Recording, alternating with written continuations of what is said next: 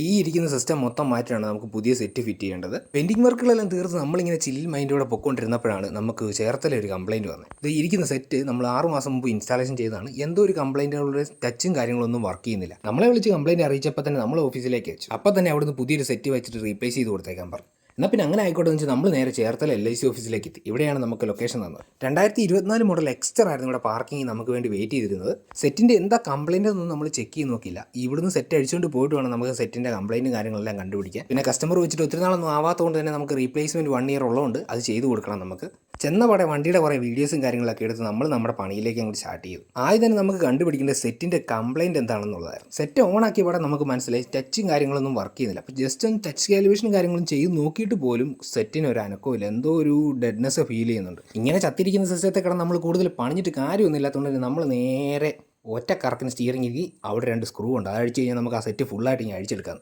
2 സൈഡിലുള്ള സ്ക്രൂകൾ അഴിച്ച് കഴിഞ്ഞാൽ നമുക്ക് ഇതിൻ്റെ ക്യാപ്പും കാര്യങ്ങളെല്ലാം ഊരിയെടുക്കാം. ക്യാപ്പ് അഴിച്ച് കഴിഞ്ഞാൽ ഉറപ്പായിട്ട് നമുക്ക് ആ സെറ്റിലേക്ക് നേരെ കടക്കാൻ കഴിയും. നേരത്തെ എക്സ്പീരിയൻസ് ഉള്ളതുകൊണ്ട് തന്നെ നമ്മൾ നേരെ ചാടി കയറി അതങ്ങ് അഴിച്ച് പറിച്ചിങ്ങ് എടുത്ത് മൊത്തം വെളിയിലിറക്കി. എന്താ കംപ്ലയിൻ്റ് എന്ന് കണ്ടുപിടിക്കാൻ എന്തായാലും നമുക്ക് പറ്റിയില്ല. അപ്പോൾ ഞാൻ സെറ്റ് അങ്ങ് മാറ്റി നമുക്ക് പ്രശ്നം പരിഹരിച്ചേക്കാന്ന് വെച്ച് നമുക്ക് അയച്ചു തന്ന സെറ്റും കാര്യങ്ങളെല്ലാം എന്ത് ഇവിടെ തന്നെ ഉണ്ടായിരുന്നു. അജിത്ത് തിരുവല്ല എന്നുള്ള പേരിലാണ് സെറ്റ് വന്നത്. നമ്മുടെ എറണാകുളത്തെ ഓഫീസിൽ നിന്ന് അയച്ചതാണ്. ഇനി ആയിരിക്കുന്ന പഴയ സെറ്റ് നമുക്ക് അഴിച്ച് മാറ്റിയിട്ട് നമ്മുടെ ഈ പുതിയ സെറ്റിനെ അങ്ങ് കയറ്റി വെക്കണം. അതാണ് നമ്മുടെ പരിപാടി. പിന്നെ ഒന്നും നോക്കാതെ നമ്മുടെ സെറ്റ് പഴയ ഇരിക്കുന്ന സെറ്റിങ് അഴിച്ചെടുക്കാനുള്ള പരിപാടി അങ്ങ് സ്റ്റാർട്ട് ചെയ്യും. നമുക്ക് റീപ്ലേസ് ചെയ്യാൻ വേണ്ടി കമ്പനിയിൽ നിന്ന് അയച്ചു തന്ന ലോഡിൻ്റെ 5000 Pro ആണ്. ഇത് 4GB 64 വരുന്ന സിസ്റ്റമാണ്. 360 സപ്പോർട്ട് ചെയ്യുന്നത്. ബട്ട് ഇതിൽ 360 ഇന്ന് ഇൻസ്റ്റാളേഷൻ ചെയ്തിട്ടില്ല. നമുക്ക് ഇപ്പോൾ നോർമലി റിവേഴ്സ് ക്യാമറയാണ് വരുന്നത്. അത് നേരെ കണക്ട് ചെയ്താൽ മാത്രം മതി നമുക്ക്. സിസ്റ്റം പക്ഷേ എപ്പോഴെങ്കിലും അപ്ഡേറ്റ് ചെയ്യാൻ തോന്നിക്കഴിഞ്ഞാലും നമുക്ക് അപ്ഡേറ്റ് ചെയ്യാൻ പറ്റുന്ന സിസ്റ്റമാണത്. അങ്ങനെ നമ്മൾ അതേ കിടന്ന് കുറേ നേരം പണിഞ്ഞതേ സെറ്റും കാര്യങ്ങളെല്ലാം തിരിച്ച് അതേപടി ഫിറ്റ് ചെയ്ത് വെച്ചിട്ടുണ്ട്. ഇനിയിപ്പോൾ ഇതെല്ലാം വർക്ക് ചെയ്യുന്നുണ്ടോ എന്ന കാര്യമാണ് നമുക്ക് അറിയേണ്ടത്. എല്ലാം പഴയപോലെ തന്നെ വർക്ക് ചെയ്യുന്നുള്ള പ്രതീക്ഷയിൽ നമ്മൾ ആ താക്കോലെടുത്ത് അങ്ങോട്ട് ഇട്ടില്ല. ഞെക്കിയിട്ട് അങ്ങോട്ട് വന്നില്ല. അതെന്താണെന്നറിയില്ല. കുറേ നേരം ഞെക്കിയിട്ടാണ് വന്നത്. ഞാനവിടെ കൈ പിടിച്ചിരുന്നുകൊണ്ടാണെന്ന് തോന്നുന്നു. എന്തായാലും ഞെക്കി കഴിഞ്ഞപ്പോൾ കുറച്ച് കഴിഞ്ഞിട്ടാണ് ഇത് വന്നത്. സെറ്റ് റീപ്ലേസിങ് ആയതുകൊണ്ട് നമ്മൾ ഇതേ കിടന്ന് കൂടുതൽ പണിയാൻ നിൽക്കണ്ട. അല്ലെങ്കിൽ പിന്നെ കംപ്ലയിൻറ്റ് കണ്ടുപിടിക്കണം. അങ്ങനെ ഭയങ്കര മെനക്കെട്ട പരിപാടികൾ വരുന്നതാണ്. ഇത് പക്ഷേ നമുക്ക് പ്രത്യേകിച്ച് അങ്ങനെ അലമ്പ് പരിപാടികളൊന്നും വന്നില്ല.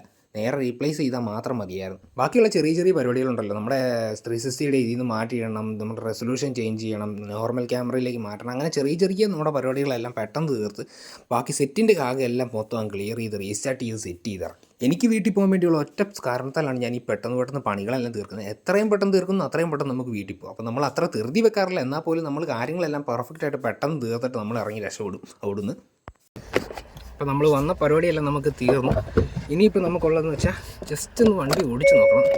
നമ്മൾ ഫിറ്റ് ചെയ്തതിലോ എന്തെങ്കിലും കാര്യത്തിലൊരു പ്രശ്നമുണ്ടോ എന്ന് അറിയാൻ വേണ്ടി ജസ്റ്റ് നമുക്ക് ഫസ്റ്റ് എടുത്ത് നോക്കിയാൽ മതി, അറിയാൻ പറ്റും.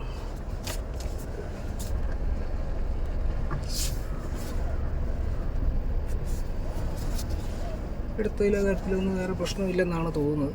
നമുക്ക് ഇപ്പോഴും വേറൊന്നും ഫിറ്റ് ചെയ്തിട്ടില്ല.